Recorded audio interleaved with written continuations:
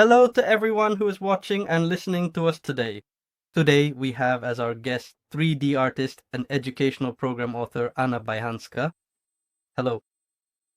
We'll talk a bit about the past year, a bit about the coming year, and in general about the future of 3D, and about the advice you can give as an expert to people who are currently studying 3D or are thinking about developing and building a career in this field. We'll also talk about your course, which is launching on the VSQUAD School platform, and about your career, consultations on Patreon. In the meantime, please feel free to prepare your questions in the chat box, and at the very end of the podcast, Anna will be happy to answer them. Well, to start things off today, I'd like to talk a little bit about you personally. If we take a moment to look back at 2025, in what area did you experience the most growth last year? In stress resilience? Yes, this past year was definitely the most important, challenging, and demanding year I have ever had. But it gave me a tremendous amount of personal confidence and the belief that I can truly do anything I decide to pursue in the future. As a 3D artist, if we're talking specifically about my career, I grew into an art director, and now I work as a 3D art director at Devoted Studios. And I actually really like this current position. I have finally managed to get exactly what I have always wanted for a long time. So, how is it, this transition to the art director level? Well, in general, how is it? Honestly, it's just absolutely incredible. Actually, I find I like it much more rewarding than being a 3D artist because I'm much better at teaching and providing detailed feedback than doing the work myself. When I do something myself, I get bored of it very quickly, usually after about 2 hours. And when I have to give feedback, I can review everything with fresh eyes, looking at all the creative work my artists have done. I really enjoy it much more. Of course, there's also a lot more responsibility, but responsibility is something I've never been afraid of. But giving feedback after I've been given feedback, that's something I've never liked. So now it honestly feels absolutely amazing. I don't quite know why it is, but working specifically as an art director, I feel so much more deeply connected to every single aspect of the project than I ever did before. Because when you work as a 3D artist, you're given a concept. And you're just, well, like in a vacuum, you're making some character. But when you're an art director, you see all the characters. You see what's happening in the game. The client demonstrates to you exactly how it looks at the very start of development. And overall, all of this is in my head. Then it begins to be properly structured. The way I get attached to a project now is significantly more profound than when I worked as a 3D artist. When I was a 3D artist, for me, it was just, there was a task that I had to do well. But when I became an art director, I started to worry more about how everything would turn out. And that is precisely the reason why I actually like it much more now. And what specific types of challenges are there in the day-to-day professional work of an art director? For example, the process of overseeing everything as a whole. How exactly does that work? The challenge for an art director is that sometimes HR hires artists who aren't up to the standard. Because sometimes I get to see the artists, and sometimes I am even allowed to select them myself, and then I can shortlist the specific ones I really like. And then after that, HR sends out messages to the artists themselves, but very often the ones I liked can't join the project because they are already busy or currently working at another company. So unfortunately, I am just left with whoever is left over at the end. I work with those who remain available, and quite often the artists who actually come in need to be properly trained, and deadlines are always extremely demanding, and I spend a great deal of time specifically on training the artists so they do things the way we need them to, because we can't lower our quality standards.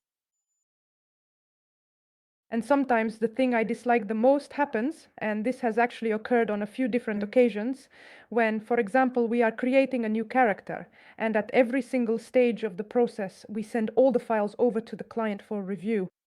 So, for example, we've done the retopology, sent the UVs to the client, and then sent it off for a year while the artist works on the textures. and then the artist changes something on the UVs without letting anyone know. But the previous model has already been approved and handed over to everyone, and then when I find this out and the artist hasn't said anything about it, honestly, it's just a nightmare. That's really a big problem with what's going on.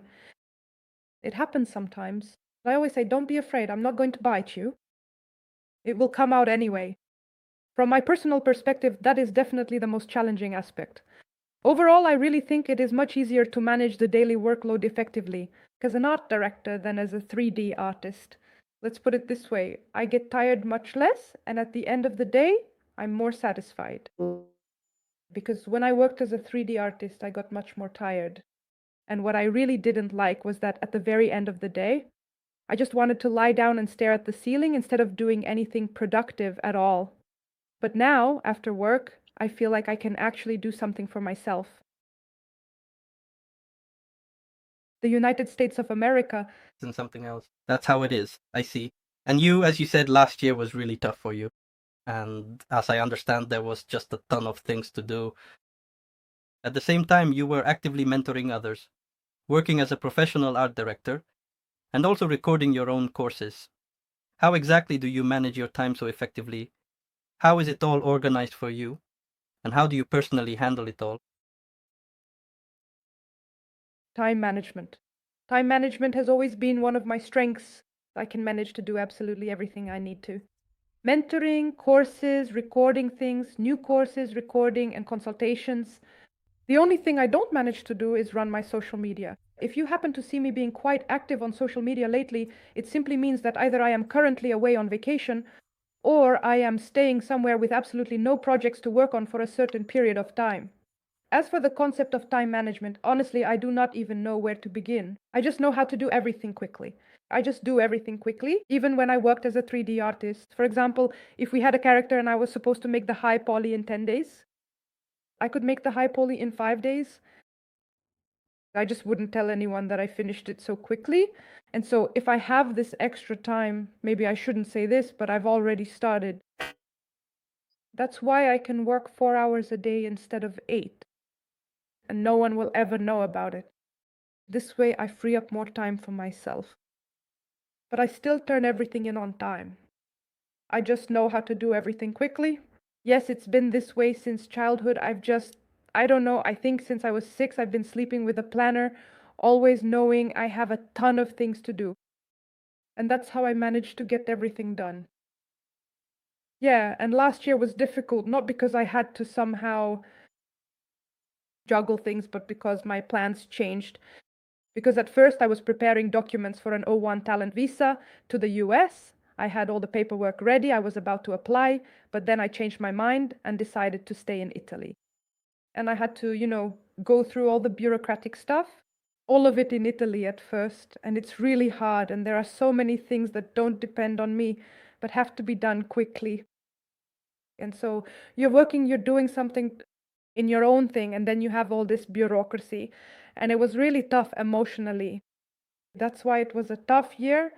I hope that this year there will be at least a little bit of mercy, because I just can't handle it anymore since I worry and stress so much.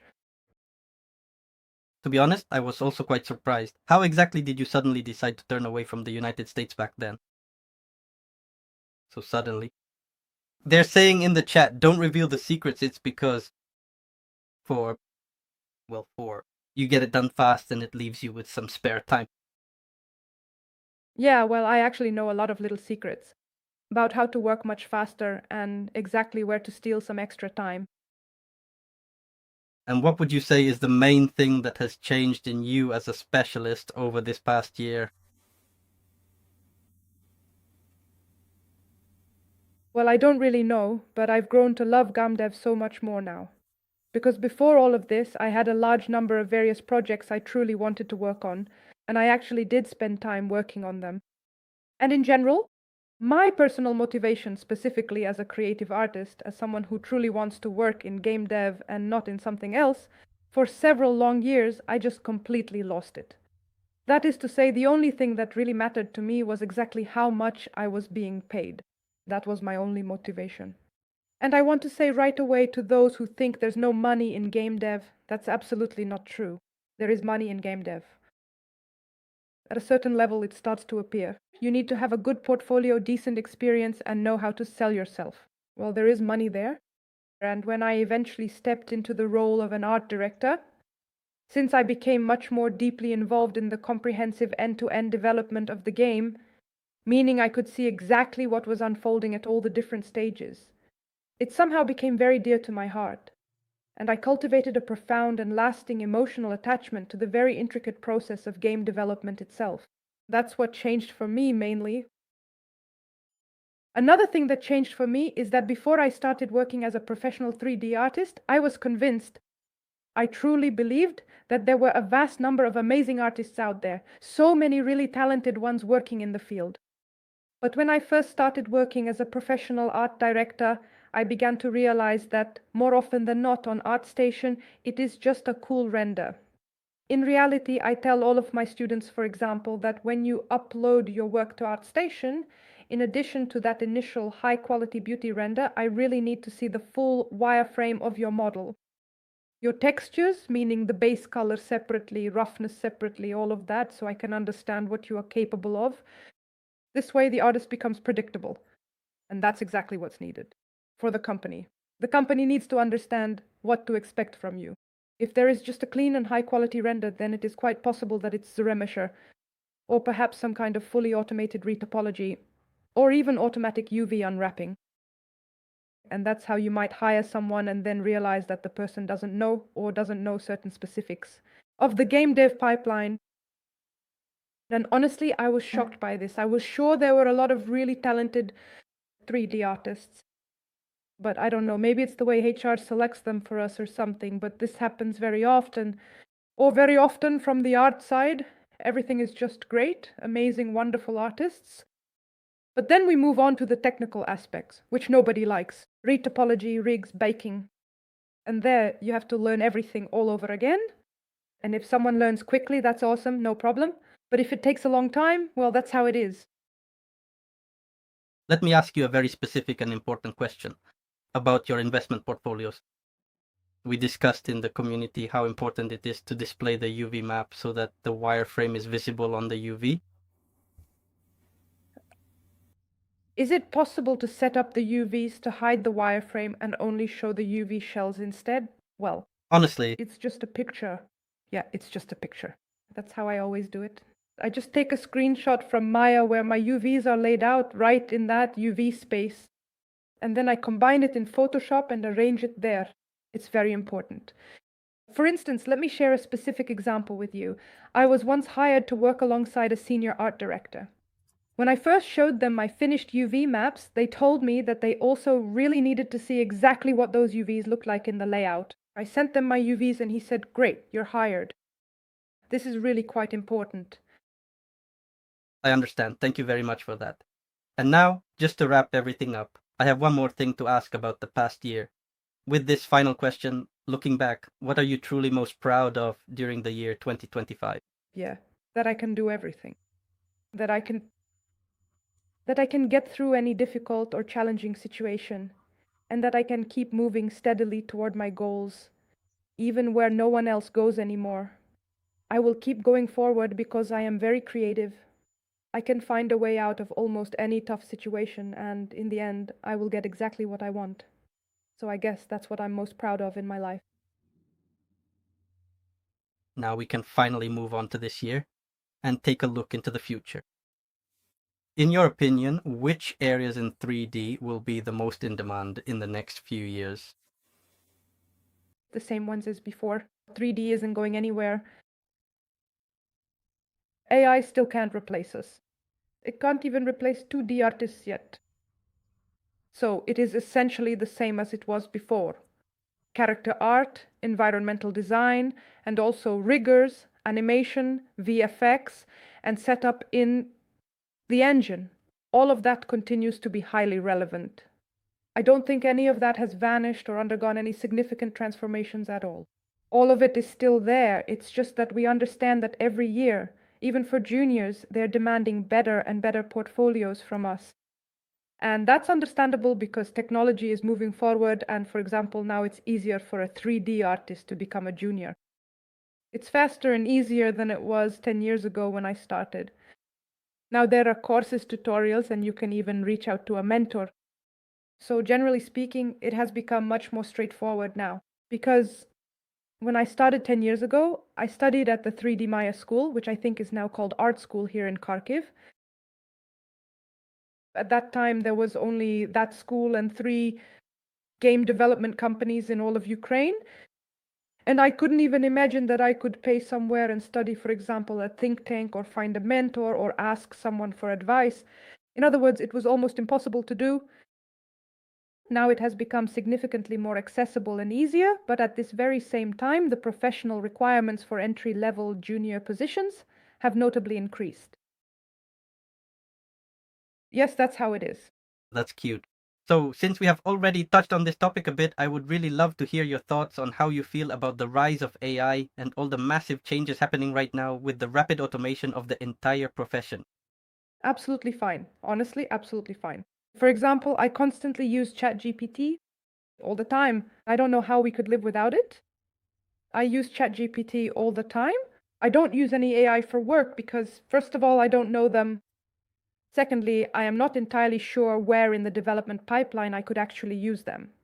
I heard news of a leak recently where a certain well-known company admitted they were extensively using AI. Well, they didn't use that AI completely, did they? They used it as a base and then refined it or something like that. Larian or someone, I don't remember who it was. Maybe it wasn't Larian. I don't remember which studio it was. I am perfectly fine with it, as it is just a tool. Technology moves forward, and boycotting technology, in my opinion, ultimately leads to nowhere. Because during the Industrial Revolution, we clearly understand the fact that many people who worked in the fields were gradually replaced by automated combines. They also went out to small protests and said, "That's it, we have no jobs." But we see that it's impossible to turn things back. So we have to accept it and adapt to it. That's all. Understood. So, here is a key question. What is more important for growth in today's world? Technical skills or artistic thinking? I think both are important. I can't simply leave out either one of them. Both are equally essential, the first and the second, in their own way. It seems to me that it is vital for a professional 3D artist to handle every stage of the production pipeline properly. For example, someone might create a high poly sculpt that looks fine, but it is stuck in a dense Dynamesh format. He might be hesitant about using Zeremesher on that high poly model to clean up the underlying mesh structure. You really need to take those extra steps to make everything look polished, exactly the way it should be. But he leaves it in Dynamesh. And these little things, no one notices them at first, but they add up. And then it ends up looking bad. Or for example, retopology. Like the character was done properly, but for some small parts, like buttons, for example, he decided, okay, this will just be done with 3 edges or on the lowest subdivision level, and that's just not fair. And as a result, it doesn't look very good. And the way we do one thing is the way we do everything, so these kinds of things happen at every stage. And as a result, the character doesn't look 100%, it immediately looks more like 60%. That's why it's important to sincerely strive to make every single part of your character about high quality.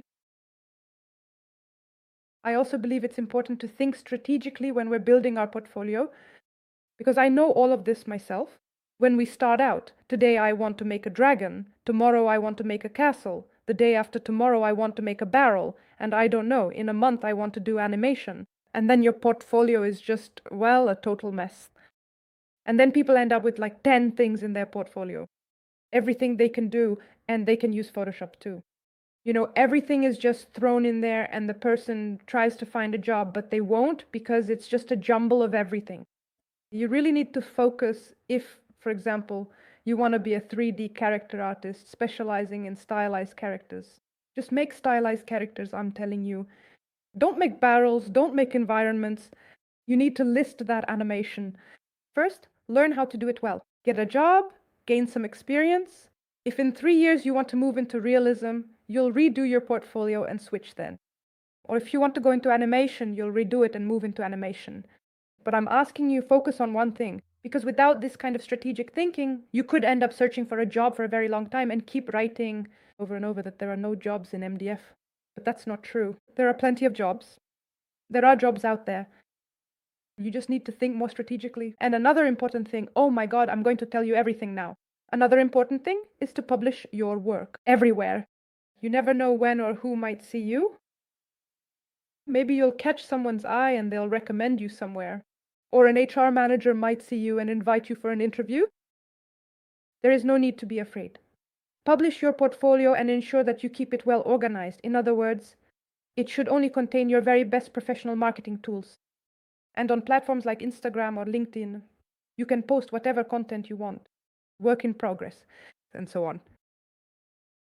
What specific skills should you focus on developing now to be in demand in the future? The ones I already mentioned. And you also need to develop attentiveness. Learn to really fit into the concept, not simply dance around it, so to speak. For example, if you are drawing a girl and she has bangs, then that is part of that concept. In the concept, her bangs have 4 strands, but you draw 10. You shouldn't do that. You need to learn to fit the concept, to see these lines, these curves, the style of the concept itself. You need to learn to match everything. You also need to be a responsible person. If you and your client have specifically agreed that you should be online for 2 full hours a day, and they might reach out to message you, then you definitely need to be online. Maybe you work at other hours, but you need to make sure you're online at that time. Responsibility is important, and the ability to accept feedback is also important. And it's also very important not to be afraid to say if something isn't working out for you, especially if you have a lead or an art director and you've been, I don't know, stuck for 3 days already. Your deadline is tomorrow and you've been struggling for 3 days, unable to figure out how to make some complicated belt, for example. You don't need to, I don't know, take sedatives and try to force yourself to make that belt. Just write to your lead and ask them how to do it even better. No one will think that you are, I don't know, stupid or incapable.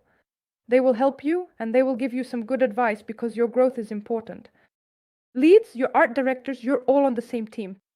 And they're not interested in finding your mistakes and firing you, but in making sure you do a great job so they don't have to look for a new artist, so that everything works out for you and you can keep collaborating together for a long time.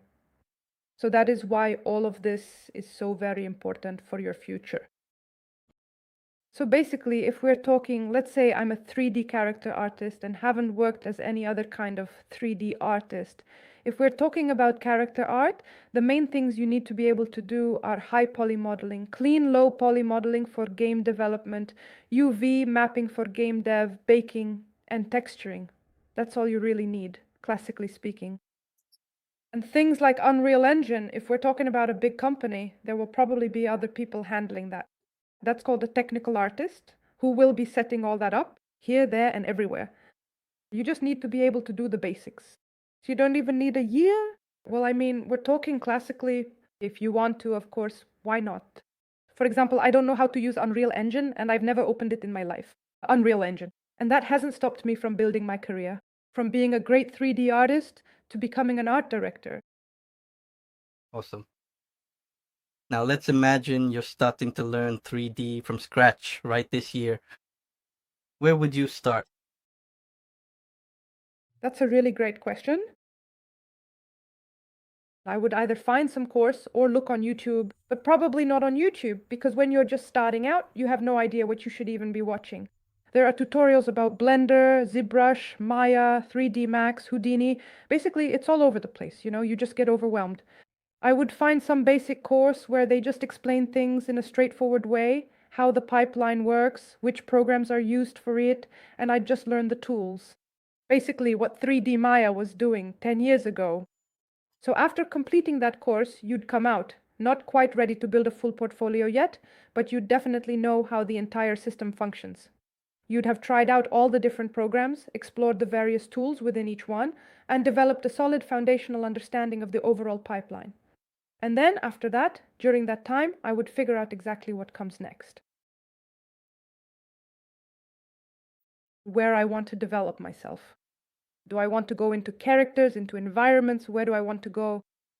And after that, I would take a more targeted course. I'd go through it, and if it wasn't enough for me, I'd go through it again. Well, ideally, in a classic scenario, after that course, I would also get a mentor with whom I would create at least one character so that this person could explain to me how and what needs to be done. Not just what needs to be done, but so they could point out the mistakes I'm making. Because it's not just group feedback, but specifically for you. They point out your mistakes. That's ideal, in my opinion. Getting a mentor right from the start is a bad idea because you don't know the software yet, and mentors are expensive. So you'll be paying a mentor to spend an hour explaining to you how the mask works in ZBrush. Come on, you're just gonna waste your money. Of course, for the mentor, it doesn't make much of a difference what they're explaining, but you're the one who is spending your money. That's why, at first, you need to try everything out and understand it. Figure out what suits you best, and only then move on to working with a mentor. That's what I would do. For example, if I take a less than ideal situation, say I've been studying 3D for 3 years and still don't know where to go next, I would look for someone, or I would ask some 3D artists, write to them, like just explain to me what the pipeline is, which program I should use. And if, let's say, for example, I don't know how to do texturing, I would probably choose to take a course that focuses specifically on texturing. I truly believe that each of us can independently assess what level we're at and what specifically comes harder to us. For example, for me, textures have always been the hardest thing my whole life. If, I don't know, about 7 years ago, well, no, not 7, about 3 years ago, I would have taken a course on texturing. It's just that at that time I couldn't find any courses, so I had to learn on work projects. That's how I would have approached it. And Are there any particular things in courses, maybe in previous old courses, that are already considered outdated?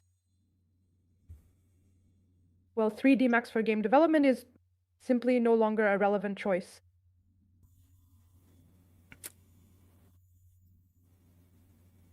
Well, I don't know, nothing that's super outdated, really.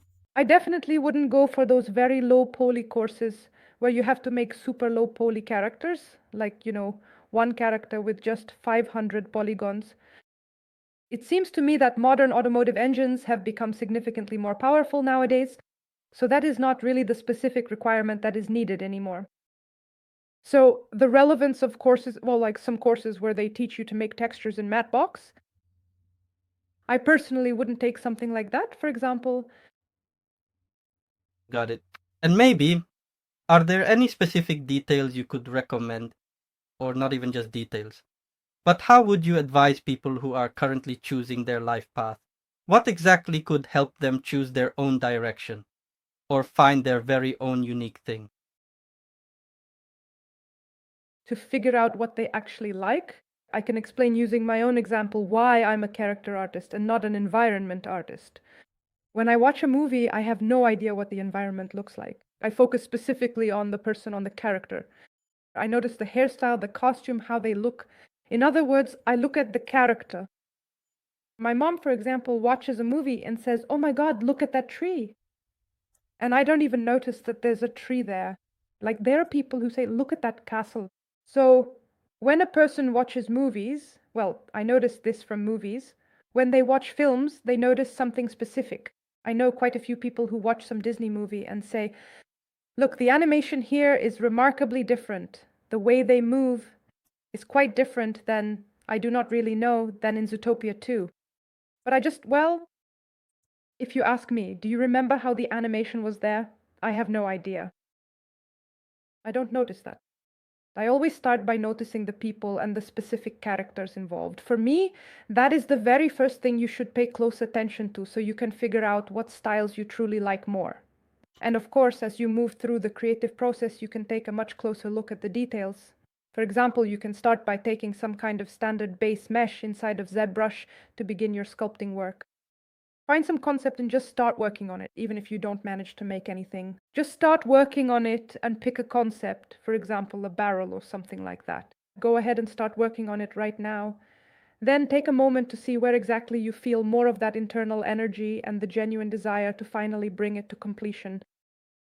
That is the way. I would figure out and understand what I prefer. Between realism and stylization, if I had to choose, well, again, it depends on which games I like more. For example, I don't know, I like God of War, for instance, but I don't want to work in realism at all. Because you can go to ArtStation and see which works you give likes to. Are there more realistic works there or more stylized ones?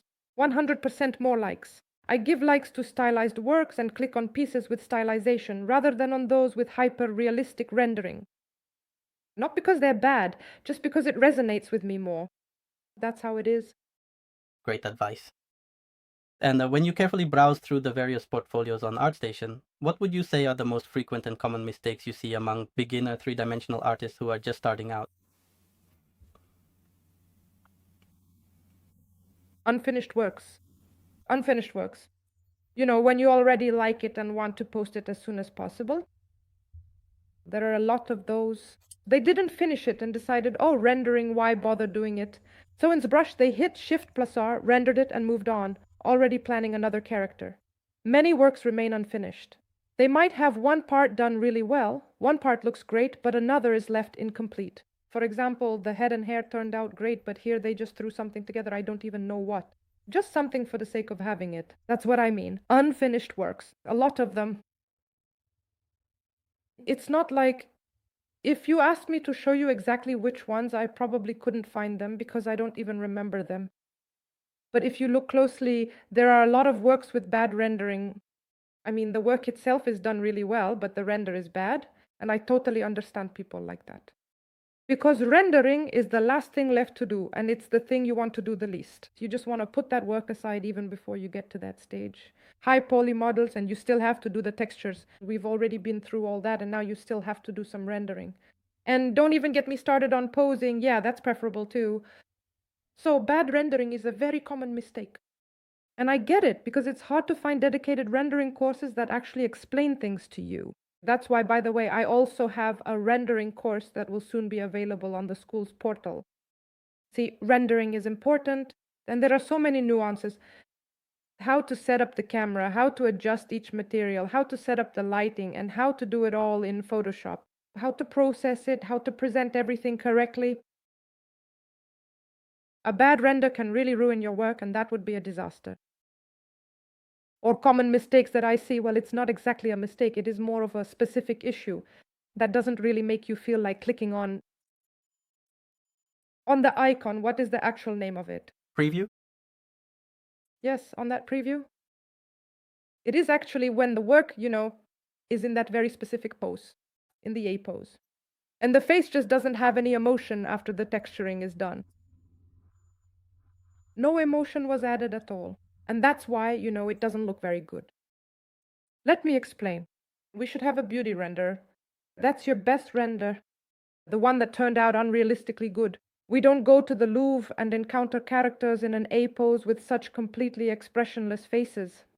When we go there, we see that there is always something dynamic happening in those paintings. There's a vibrant story unfolding. And that's exactly when you want to come closer and take a good look at the artwork. That's why your beauty render, this preview, it has to be the absolute best. It should tell a compelling story, right? Just like that. It's like a beautiful masterpiece hanging in an art gallery. Then people will be genuinely curious to click on it and explore it further. And if not, then they won't. Because I know what I'm saying. Your works, your portfolios. First, your work is screened by HR, and very often, well, very few HRs actually understand the technical side of things. They choose based on whether they like it or not. So here, we need to impress the HRs first and foremost. The HRs. And then when it finally gets to the art director or the lead, when they take a look at it, your portfolio, and he'll see that there's a wireframe, that you have UVs, and think, well, this one's worth considering. Because very often, and coming back to this point again, it happens very often that when HR sends me a long list of potential artists to select from, and there are maybe 20 different candidates, and well, my time is certainly not unlimited, so I have to carefully look through every single one of them. If there are works without a wireframe, without UVs, I immediately mark them as not approved. I won't approve them because it just wastes time. For example, sometimes we need to hire someone as soon as tomorrow, and then I'd have to write to the artist, wait for their reply, see if they send the wireframe or not, or if they send the UVs. That takes way too long. We want artists who are prepared, where I can immediately see what they're capable of. It's a complex task, but no one ever said 3D would be easy. Working as a professional in the 3D industry brings a wide variety of significant benefits and creative rewards, but it is definitely not an easy or straightforward path to follow. Because of the immense satisfaction we get from working in this field, you eventually come to terms with the reality that it is actually a demanding and tough job to perform on a daily basis. There are already a lot of questions popping up in the chat. We'll get back to them at the end. Scroll through them from the top to the bottom. They're also asking about sculpting, whether there will be any. No, there won't be. The name was a bit misleading about sculpting. It says sculpt class for us. That's kind of standard. I was actually asked to do some sculpting, but I simply can't talk and sculpt. Because it's really hard for me to combine the two. Since we're just talking here, the sculpting will be somewhat unfinished. Yeah, you kind of have to switch from talking to sculpting. It is an incredibly challenging undertaking. I mentioned the brand new course that is coming out on VSQUAD School, and we can certainly take some time to discuss it in much more detail. So, who specifically is this course for? There are a lot, actually. All my courses seem to be coming out there. There's how to find a job in game dev, baking, and so on. How to sculpt hair and how to render in Marmoset. Well, what can I say about my course? They're great. They're absolutely fantastic, so I would strongly suggest you give them a try. I have good reviews. I think no one has ever left me a bad review. I don't really know what else to say about them. I try to explain everything clearly and in great detail so that it's... Speaking about my courses, what I try to do is present the information in such a way that you can easily apply all this knowledge to any character. This applies not only to the project I am currently working on, C, but to any other task as well. That is why in the baking section, I make sure to show you various techniques and options for how I bake. When we move on to sculpting hair in the hair sculpting course, I specifically chose a very difficult hairstyle for our demonstration. There are buns there. There are also various layers, flyaways, and a wide variety of other complex details to consider. If you can learn the techniques to make this specific kind of hair, then of course, recreating a hairstyle similar to my own won't be a problem for you at all. It is for this specific reason that I try to teach in a way that ensures these skills can be applied to virtually any character you might encounter. The chat is asking if the courses are in English. Both in English and Ukrainian. And what level of preparation is needed for the course to be useful? You need to understand how the program works. I don't explain navigation, for example. I do explain it in Marmoset. In the rendering course, which is my biggest one, I explain which buttons to press. There's even a dedicated lecture on how Marmoset works, what this is, what that icon means, and what the other one does. In the hair sculpting course, I do not go into detail about how ZBrush works, and in the baking course as well. All the specific buttons in Marmoset, I won't be explaining those either. So it turns out you have a package of courses. As I understand it, the first one should be specifically about baking. Probably. I'm still in the process of uploading the courses to your Google Drive. I don't remember which one I uploaded first, but I'm still working on it. And when it comes to baking, what kind of problems will this course help you solve? Learning to bake without artifacts. And that's a problem for a lot of people. I encounter this situation very often, even among the artists we hire, very often among my students as well. I work at 2 schools. I'm a mentor at Think Tank, and I also work at CG Spectrum. And they have recorded lectures that they've already watched. For example, at SingTech, they come in after they've already completed everything, and then they come to me for the final semester. And no one knows how to bake. Literally no one. I mean, absolutely zero. They don't know how to fix artifacts if they don't get fixed automatically. So I teach baking in such a way that you'll be able to bake absolutely anything. If there are artifacts, I show how you can clean them up very quickly. You don't need to spend 25 days on this. For example, I can bake a fairly complex character in a single day. Everything is already done, all the maps, everything is fixed, and I even had time to go get coffee 25 times. So that's how it is. I see. So I'm curious. How exactly is this specific program different from all the other online courses out there?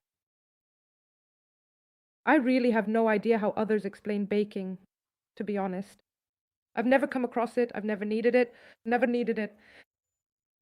I was taught at work. And then picked up some tips and tricks here and there. We moved from one job to another. So it's kind of a collection of knowledge. I don't remember, but the last time I watched any courses was a while ago. So I had a course from J.A. Hill. I bought it because I was interested and wanted to try working with realistic characters a bit. Well, yeah, I watched it. It was pretty good. But to say it was super, super amazing, like, for example, when I was taking Jay Hill's course, I honestly felt that there simply wasn't enough new information included, mainly because I already knew about 89% of the material. I eventually realized that while this course is absolutely perfect for mid-level artists, for someone in my position, there was almost nothing truly useful or beneficial to be found. And honestly, I've wondered so much about this. There are so many ways to bake, in ZBrush, in Marmoset, or in Substance. Which of these options do you personally think is actually the best one? In Marmoset, 100% in Marmoset, there's more control there. There's much more control there than in Substance or ZBrush. We don't even consider it at all. I think ZBrush is great for baking when you're working in game development. When you actually use the lower subdivision level, that's, I don't know, maybe for a film, for movies, or just for rendering, then you can achieve high quality bakes, normals, displacement, and displacement bakes perfectly. And for all other types of tasks, ZBrush is not the most suitable choice. Substance Painter isn't bad, but you have less control there. Of course, they have indeed added this specific cage feature, but it still doesn't quite work as well. It's worse than the control you get in Marmoset. Even at work, it happens that not everyone recommends baking in Marmoset, everyone who works here, you know. But sometimes clients ask us to bake in Substance, and we get really disappointed when they ask us to bake in Substance. We all want to bake in Marmoset because it's faster and gives you more control. Well, in my course, I also show how to bake specifically in Marmoset. I wonder why clients specifically want Substance. So for them, the main thing is the render. No, it's just that their pipeline is set up that way because that's usually how it goes. Usually when a game is being developed, there's one main person in charge and they have their own experience. And this person has always baked in Substance. They're comfortable with it. Everything works great for them. And then when things get handed over, they write the documentation for the project. And this documentation gets passed from hand to everyone else, to the artists, the outsourcing teams, and everyone else. And it says there, do it in Substance. And that's it. What are you going to do?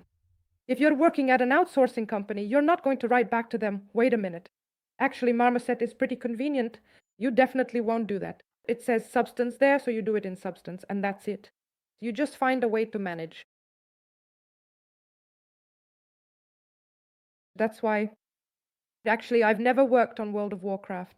I really wanted to, but I never did. But I heard that they paint a lot of their textures in Photoshop.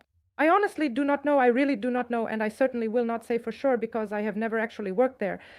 I am simply passing on this rumor. Well, then again, it is not because they do not know how to use 3D code. I personally think it is because their entire production pipeline has remained exactly the same since the 1990s. But again, I don't know, it's just a rumor. I can certainly imagine that they painted tiling textures entirely in Photoshop. It is very convenient and efficient for that kind of work. Well, maybe, I just don't know. Now, moving forward, we can transition to the important topic of professional career consultations. I know that you also conduct them. What specific types of requests do 3D artists most frequently come to you with? Most often people come to me saying, I've been messing around in 3D for 5 years, but no one will hire me. Please take a look at my portfolio and tell me how I can strategically build the right path forward. Exactly what steps I need to take. What specific actions should I take and what areas do I need to improve?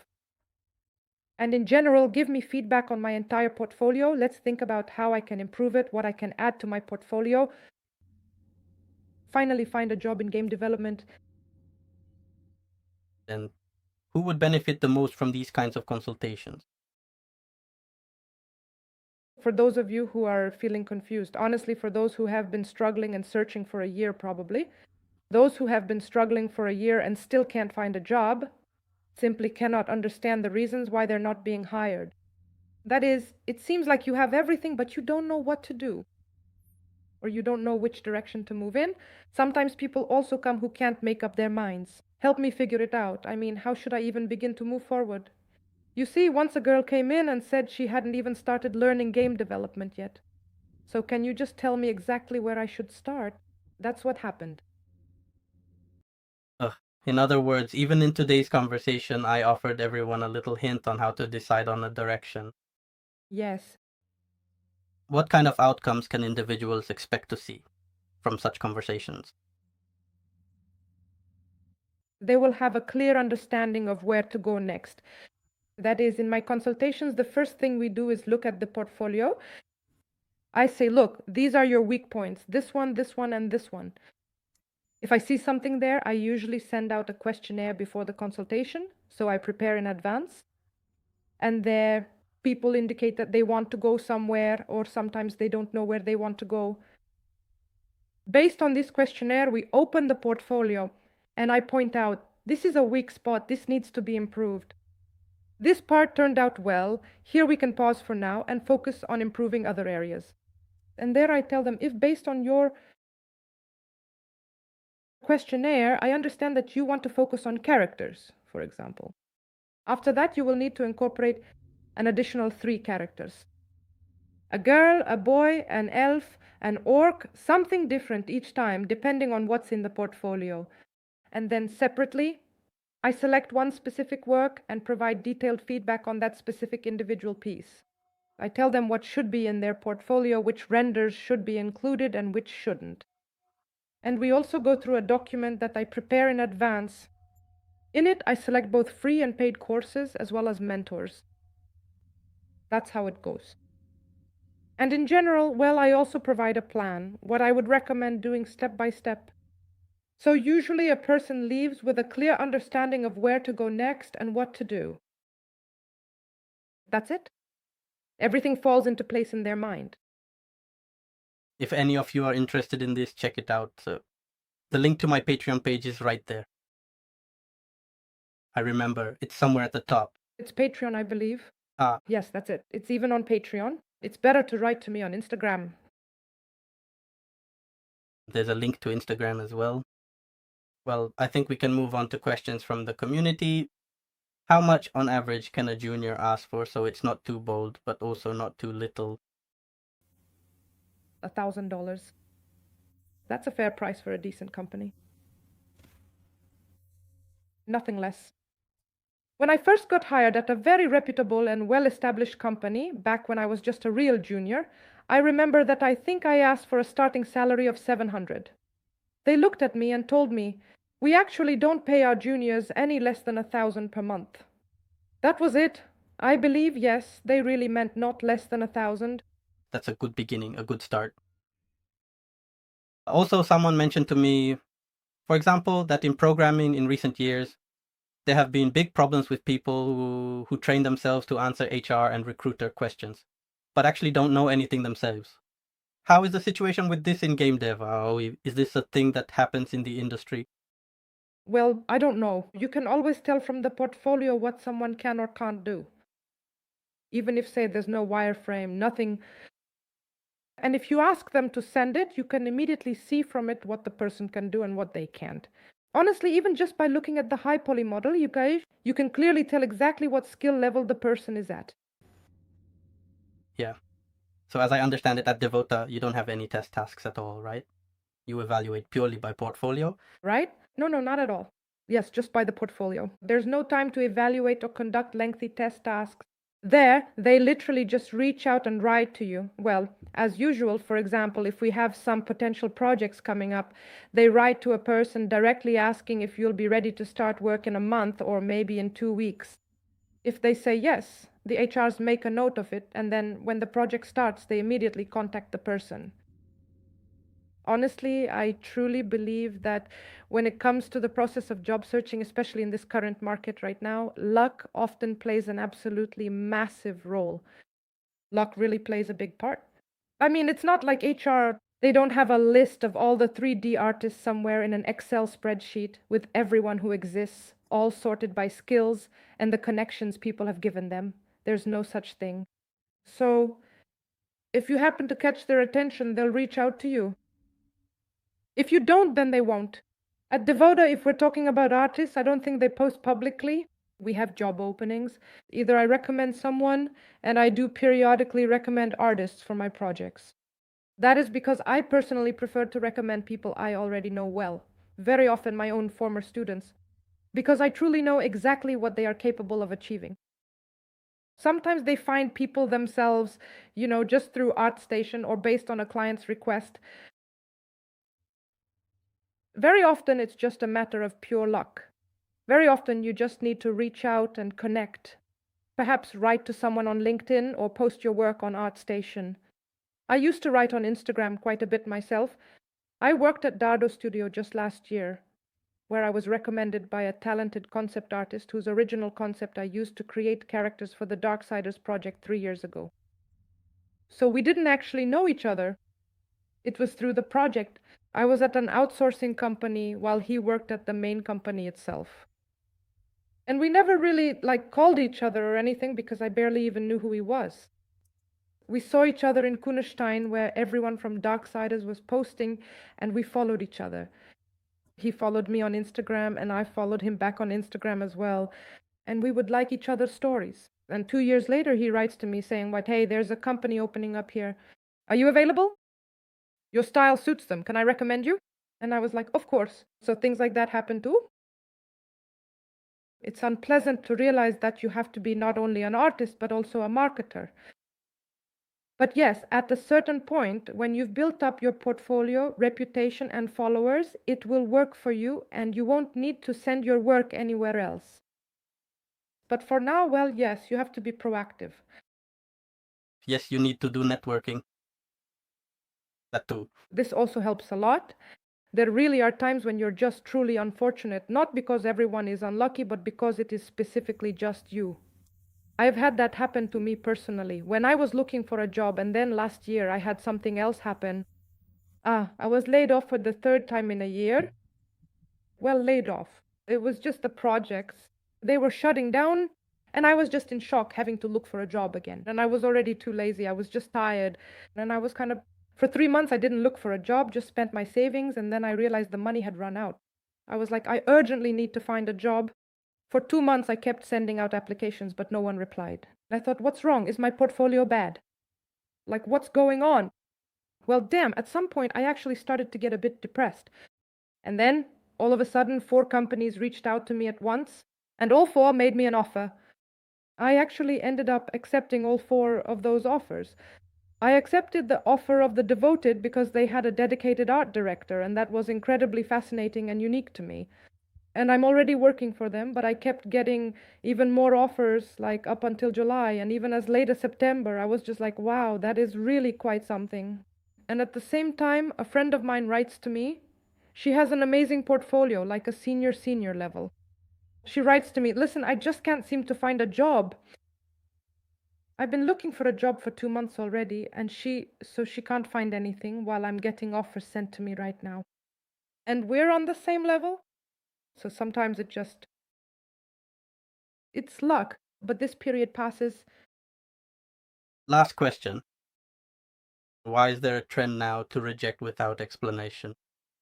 It's really sad. Then you start to get anxious about it. How do you deal with it? They're not obligated to give you an explanation. Honestly, they don't have to. You can send them an email and ask why. Or you can ask for feedback, like what you could improve for next time. That's perfectly fine to do. No one is required to give you an explanation for why you were rejected. Just imagine you send your application to a company and they've received applications from 50 other people as well. And the HR people, everyone there, they have their own jobs too. They're probably looking for someone as well. For a character artist, an environment artist, there might be 3 people, and what? HR is helping themselves and someone else too. They have a huge pile of stuff to deal with. They're not required to give you an explanation, honestly. If you want an explanation, you have to ask for it yourself. A long time ago, before the war, I once had a career consultation with an HR specialist because I wanted to understand how to write a resume, how to communicate, cover letters, all that stuff. And the HR specialist, had her own HR company. Maybe she still does. I don't know now. I asked her this question. She said, Anya, no one is obligated to give you an explanation. If you want someone to explain what went wrong, write and ask yourself. There's a chance you'll get a reply. If you do get a reply, that's great. And she said that very often. They don't write feedback because, frankly, nobody really needs it. So, colleagues, first of all, don't stress about it. That's the main thing. You're not a bad person. They just chose someone else, not you. Or maybe the project was closed. You know how it is. Maybe the project didn't take off. That happens too. And it's nothing terrible if you really want to work at this company. We're all human after all. Write a normal letter, not something generated by ChatGPT. Or you don't need to write in the email asking, like, what was wrong? Why?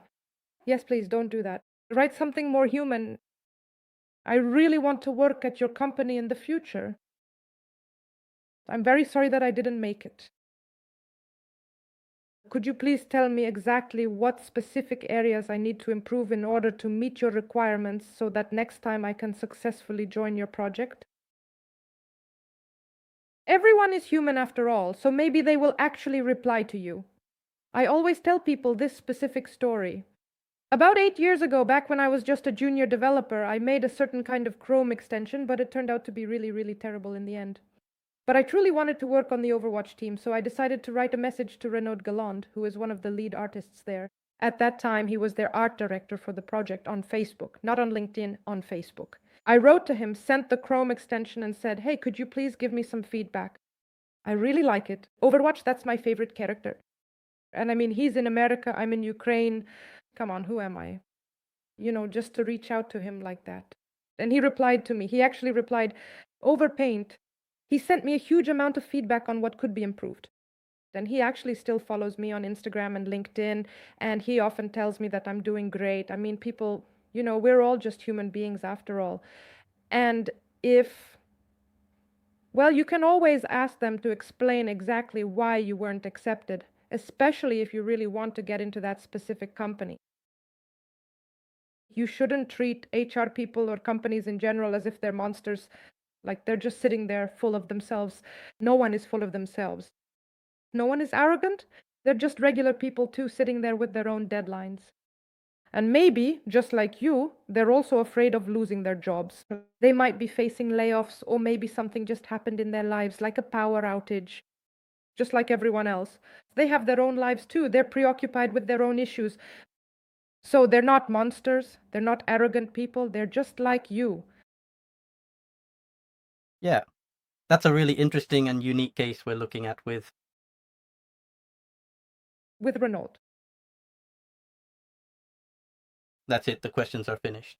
Thank you so much for this wonderful conversation and for sharing your personal experience with us today. Let me take a moment to remind you that the new courses will be available on the official website soon, so please be sure to check the description below. Also, don't forget to check out the various career concentrations on our Patreon and Instagram pages. It is much better to write to us on Instagram, or so they say.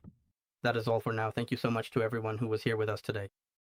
Write your questions and thoughts in the comments, and subscribe to the channel. Bye, everyone. Thank you all very much indeed. And if I may, I would like to say a few words from me as well. Thank you all so much for being here today. I really hope the information was useful, that maybe I was able to motivate you or at least make this difficult time a little bit easier for you.